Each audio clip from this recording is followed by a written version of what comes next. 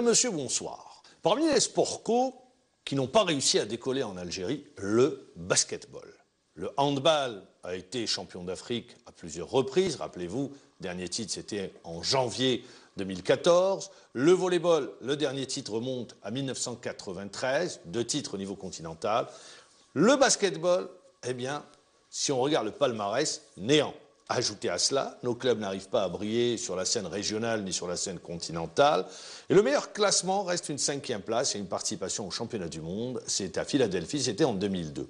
Alors, on va essayer de comprendre pourquoi est-ce que le basket stagne, pourquoi est-ce que le basket n'avance pas. Quand on regarde la société aujourd'hui, la donne a changé, le potentiel jeunesse est là, les morphotypes sont là, mais nos clubs n'arrivent pas à se hisser au palier, ou la discipline n'arrive pas à se hisser au palier supérieur.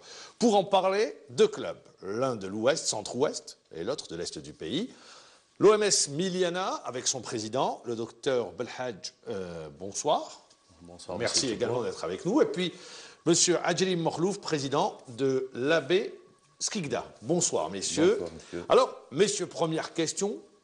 Déjà, au niveau de vos clubs, est-ce qu'aujourd'hui, le basket, la discipline, elle est porteuse au niveau des localités où vous êtes implantés? Bon, merci de nous avoir donné la parole. C'est moi qui vous dis merci. De s'exprimer, car le basket, c'est une discipline un peu oubliée. Alors, concernant le basket local à Miliana, je vais parler de ma ville. C'est-à-dire, bon, c'est une ville de basket. Les gens aiment regarder le basket, aiment la discipline de basket, mais on se retrouve avec plein de difficultés. Difficultés dans le matériel? Difficultés financières et même au niveau technique, où on n'arrive pas à trouver des techniciens de qualité, des gens qui s'occupent réellement d'un sport d'élite. Quand vous le dites comme ça, on a l'impression que c'est de l'animation. Oui, c'est-à-dire, bon, on essaie de construire ou de former un athlète d'avenir d'élite, mais c'est très difficile vu les moyens techniques et financiers qui sont très... C'est des contraintes? Contraintes, oui. Moi, je trouve que c'est des contraintes. Ça, c'est pour Miliana. Pour Skikda, M. Adjelim Morlouf, est-ce que vous vivez les mêmes problèmes? Vous rayonnez sur une wilaya. Oui. Est-ce que vous rencontrez les mêmes problèmes? Bon, merci, M. Mamar Jibbour. Nous, club à Skikda, avec la collaboration avec la Ligue de Wilaya de basketball, on essaie de promouvoir et développer le sport à travers la wilaya de Skikda. Dès notre accession en super division, notre club devient la locomotive de cette discipline dans la wilaya de Skikda, où on a vu la création de plusieurs clubs dans différentes régions, à Koulo, à Harrouch, à Azaba, Ramadan Jamal. Donc, Barabbi, Inch'Allah, pour donner une relève. D'accord, vous dites on attire. Sûrement, vous n'êtes pas sur les mêmes budgets, puisque vous êtes plus sur vous êtes une daïra, Miliana. Or là, vous faites partie au chef-lieu de Wilaya, Skikda.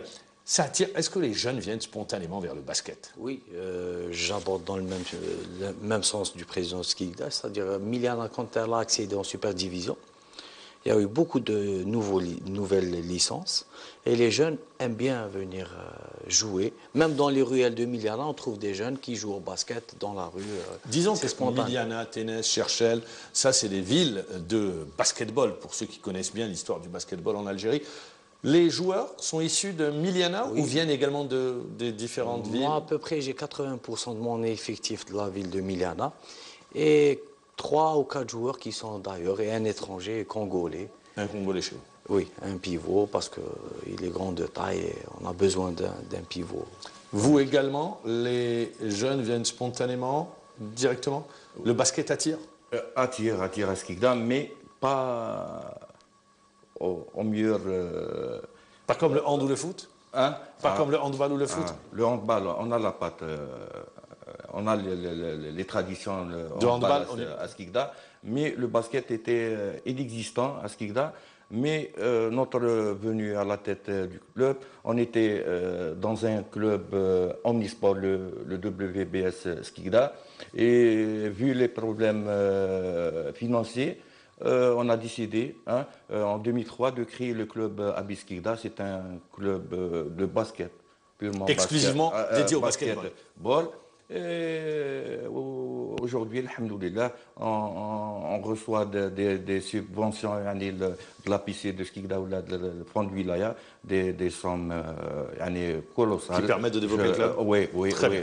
Alors, on va revenir maintenant à la pratique du basket, puisque rappelons que vous faites partie du championnat national. Vous n'êtes pas qualifié au play-off. Non. Vous avez joué les play-down, c'est-à-dire vous avez joué le maintien. Très simple. Vous êtes qualifié au play-off, oui. Au play-off, donc c'est un peu différent.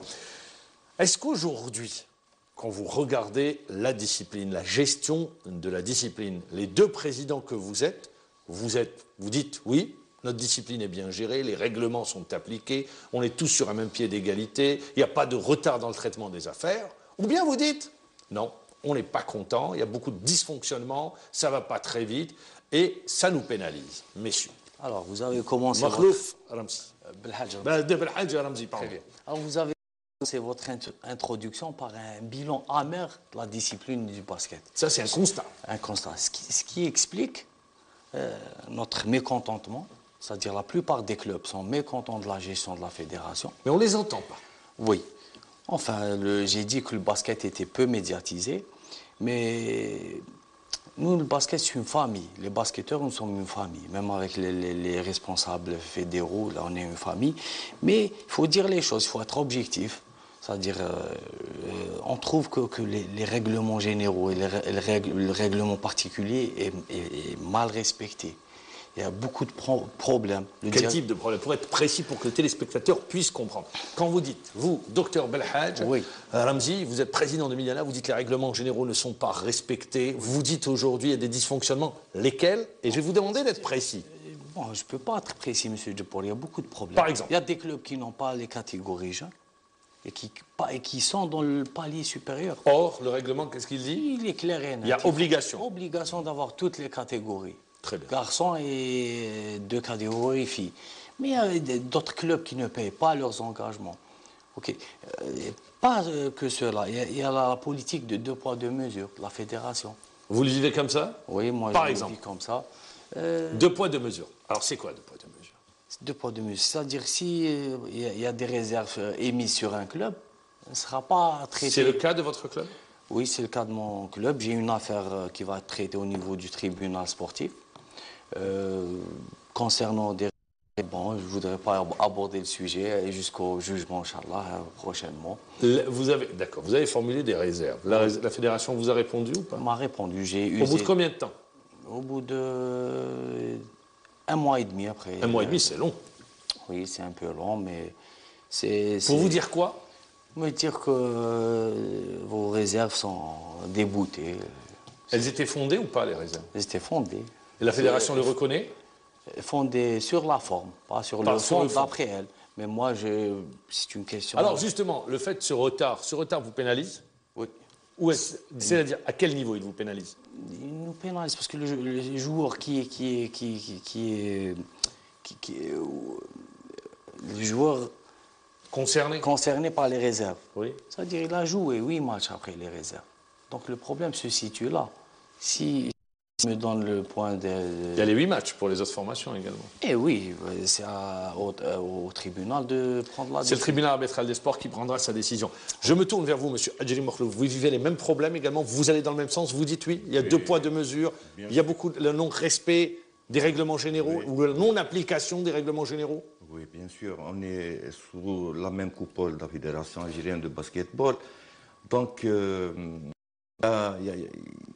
il y a un dysfonctionnement sur... Par exemple, quand vous dites qu'il y a dysfonctionnement, je vais vous demander d'être précis. Donc, ce qu'on demande de la Fédération, c'est d'appliquer les règlements généraux. OK? Si on parle de formation... À quel niveau, par exemple? Je vais vous dire, monsieur Mahamadou. Si on parle de formation, si on parle de l'élite, l'équipe nationale algérienne, donc, le problème, c'est qu'il y a des clubs qui évoluent, championnat, super, division, qui n'ont pas des catégories jeunes. Hein? C'est un problème. Alors que les règlements généraux de la Fédération sont clairs. Il y a des falcations d'un point de chaque catégorie qui ne joue pas. Est-ce que dans le même temps, puisque vous êtes les deux sur le terrain, je vais me faire l'avocat de la fédération, dire, ah ben justement, vous savez pourquoi on ne l'applique pas? Parce que déjà, aujourd'hui, il n'y a pas assez de clubs engagés, on risque de perdre des clubs en cours de route et ça va pénaliser le basketball. Est-ce qu'il n'y a pas ce risque également pour les clubs qui ne font pas de formation? Il y a ce risque, mais il faut assumer ses responsabilités. Il faut, pour construire une équipe nationale d'avenir, il faut d'abord inciter les clubs à former un athlète d'élite. Pas avancer dans le sens, il ne faut pas perdre les clubs. Il faut être strict, parce qu'on va sauver un club, 1 année, 2 ans, 3 ans. Ensuite, il va pas... Parce qu'on a vu des forfaits en basketball, et pas un seul, plusieurs forfaits. Si le club vit avec de l'argent, ensuite, quand il n'y aura plus d'argent, le club va mourir. Mais s'il investit dans la formation... En d'autres termes, vous dites, faisons la politique de nos moyens. Exactement. Si on doit avoir 8 clubs, qu'on joue avec 8 clubs, s'il doit y avoir 6, mais clubs de qualité pour l'équipe nationale d'Algérie. C'est ça notre objectif. Et avoir les résultats, des résultats régionaux et nationaux. Très bien. Je me tourne vers vous, M. Adjili Morlouf également. Vous en parliez tout à l'heure. Vous parliez de l'arbitrage ou de la désignation des paires d'arbitres. Aujourd'hui, en principe, c'est des trios. Les trios. D'accord. Malheureusement. Alors justement, vous payez vos frais d'engagement. Oui. En principe, les trios doivent être là. Malheureusement, ce n'est pas le cas. Ce n'est pas le cas. Comparant à des pays voisins, hein, on trouve 3 arbitres. Nous, 2 arbitres. Je vous dis que lors du match Ouad Boufari Kaskigda à BS Kigda, il y avait un seul arbitre. Il y avait un seul. Et lors de la dernière assemblée générale de la fédération de basketball, il y avait une dette des droits d'engagement des clubs envers la fédération, environ 20 millions de dinars. L'Assemblée a décidé d'éponger les dettes des clubs. Donc, ce qui est anormal, hein, il y a prenons l'exemple de la Biskigda, elle paye les droits d'engagement et tout. Il y a des clubs, la dette qui date à 15 ans. Et ça le dysfonctionnement de la fédération. Il faut être rigoureux. Et tous ces problèmes-là, vous les avez posés en Assemblée générale? Oui. On a eu plusieurs réunions avec le président et tout a été déballé, mais rien n'a été fait. Ça n'avance pas? Ça n'avance pas. Ça n'avance pas. Oui. Je voudrais revenir sur un aspect également important. On l'a dit, le basketball en termes de résultats ne décolle pas, ni au niveau régional, que ce soit les clubs, ni au niveau continental. C'est encore beaucoup plus compliqué. Comment est-ce que vous l'expliquez? Bon, pour moi, ma vision des choses, la DTN doit être la locomotive de la fédération. Il doit avoir une vision. Quel basketteur avoir dans 4 ans? Quelle est la politique à appliquer pour avoir une équipe nationale forte? À mon sens, tous les clubs disent qu'il n'y a pas une politique, une vision. C'est-à-dire qu'il y a une gestion de la compétition, du championnat au quotidien, mais sinon sans aucune stratégie pour pouvoir construire un basket fort. C'est le sentiment que vous avez? C'est le sentiment qui est actuel. Je pense que tous les clubs pensent comme nous, c'est-à-dire aucune politique. C'est-à-dire la DTN doit établir un programme bien clair, et avoir une vision d'avenir. Pas seulement la fédération, à mon sens, ne doit pas gérer le championnat. Elle doit créer une ligue. La fédération doit promouvoir le basket au niveau national, doit construire une équipe nationale forte. Ce qui n'est pas le cas aujourd'hui. Non. Alors je me tourne vers vous également. Est-ce que vous dites aujourd'hui, on ne sait pas où on va? Où va le basketball national? Donc, est-ce que vos techniciens, par exemple, en matière de formation, travaillent avec la direction au niveau de la fédération chargée de l'élite, chargée du développement, une direction technique nationale, ou bien chacun, dans son petit coin, fait ce qu'il veut? Non, tout est relatif. Donc, au niveau local, par exemple, à Villa Skikda, on manque d'infrastructures pour assurer une bonne formation des jeunes. Quand vous dites on manque d'infrastructures, vous manquez de salles. De salles, effectivement. Et il y a le problème d'encadrement. Il faut que la fédération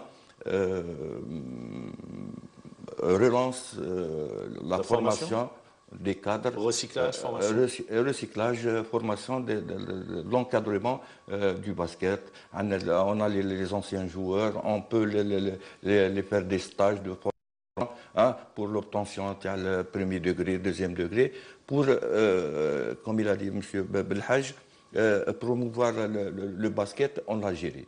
Il y a aussi la deuxième chose, c'est un constat que je fais, l'absence du sport scolaire actuellement, puisque le sport scolaire était, comment dirais-je, c'est un vivier pour le basket. Pour le basket, pour toutes les disciplines, de toute façon. Toutes les disciplines. Donc, il y a aussi le problème aussi, il est d'ordre financier. Moi, autant que club, nous, autant que club, on veut rester à la super division, puisque les collectivités locales donnent de l'argent suivant la division.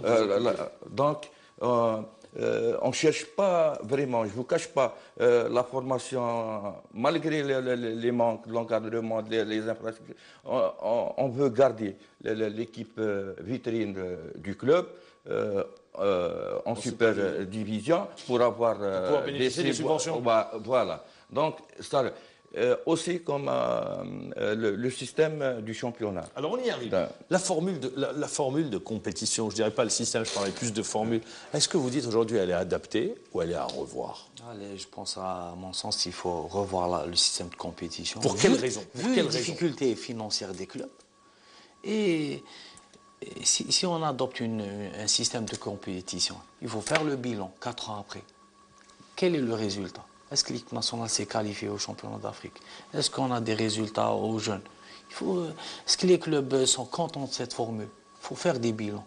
Et vous, qui êtes sur le terrain, qu'est-ce que vous recevez comme information concernant l'actuelle formule de compétition? Il y a 2 ou 3 tournois qui sont inutiles. C'est une perte d'argent pour les clubs colossale.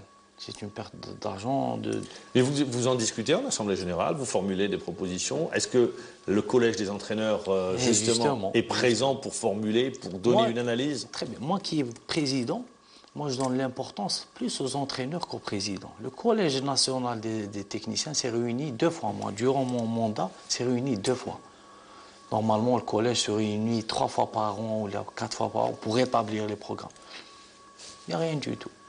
Le collège s'est réuni l'année passée et on a eu plusieurs réunions avec le président de fédération. On a abordé ces problèmes, mais comme je vous ai dit... Parce que le président de la fédération, en parlant de formation, d'échange de techniciens, à la place où vous êtes, M. Hadjim, j'avais reçu, il avait parlé justement de coopération avec les Français, de venue de techniciens. Est-ce que vous, club, vous en avez tiré profit?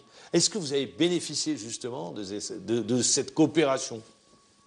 Non, non, non. Bon, moi, j'ai parlé avec le président.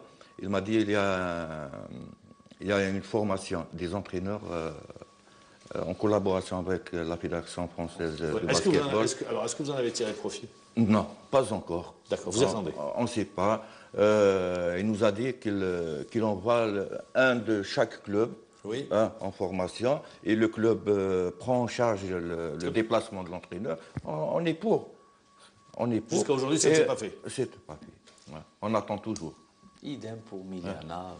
C'est toujours le statu quo. Il y a une assemblée générale qui va arriver. Elle arrivera. Est-ce que ces problèmes-là, vous arrivez parce qu'il y a un dénominateur commun aux 2 clubs, même si vous êtes sur un chef-lieu de daïra et vous sur un wilaya. Si vous avez des problèmes en commun, est-ce que vous arrivez à porter justement, ils sont partagés je pense également par d'autres clubs, est-ce que justement l'Assemblée Générale arrive à porter ces problèmes, arrive justement à avoir en retour des solutions ou des pistes, il y a des pistes de réflexion? C'est-à-dire les présidents et les membres de l'Assemblée discutent de ces problèmes en public et... Pour vous ça n'avance pas? Pour nous ça n'avance pas, non. Ça n'avance pas dans le bon sens. J'espère que le président et le bureau fédéral vont trouver les solutions adéquates parce qu'on comprend que c'est difficile de gérer un championnat, de gérer des clubs, mais on espère plus. Vous attendez plus? Oui, j'espère. Pour vous, il y a bon espoir que le basket puisse décoller un jour? Oui. Vous y croyez fermement? J'y crois fermement. Les jeunes, ils aiment le basket. Et on peut travailler. S'il y a une vision d'avenir sur une décennie, je pense qu'on aura une belle équipe nationale et beaucoup d'espoir. Déjà, commençons par les clubs. Des clubs forts, c'est très bien. Oui. Monsieur Hadjim également. c'est pour qu'on réussisse. Hein, il faut une réflexion sur le basketball en Algérie. Des assises du basket. Et des assises. Vous demandez des assises du basket. Il faut y aller à des assises. Bon, j'ai discuté avec le président il n'y a pas longtemps. Il m'a dit qu'il faut se réunir et enrichir le règlement particulier de la fédération. Il faut l'actualiser. Il ne faut pas le laisser comme ça. Ne pas laisser en l'état. Et on veille.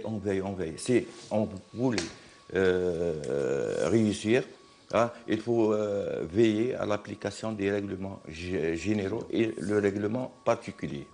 Eh bien, M. Hadji Morlouf, président de la Beskikda, merci encore une fois d'avoir répondu à l'invitation. Docteur Belhadj, merci encore une fois d'avoir répondu à l'invitation. Vous vous serez fixé quant aux réserves formulées par le tribunal arbitral des sports dans les prochaines 48 heures. Je vous souhaite bon vent à Miliana, bon vent à Skikda, en espérant que le basket un jour puisse justement avoir une équipe nationale compétitive et des clubs forts. Merci encore une fois, merci de nous avoir suivis. Moi, je vous donne rendez-vous demain à la même heure. Bonne soirée.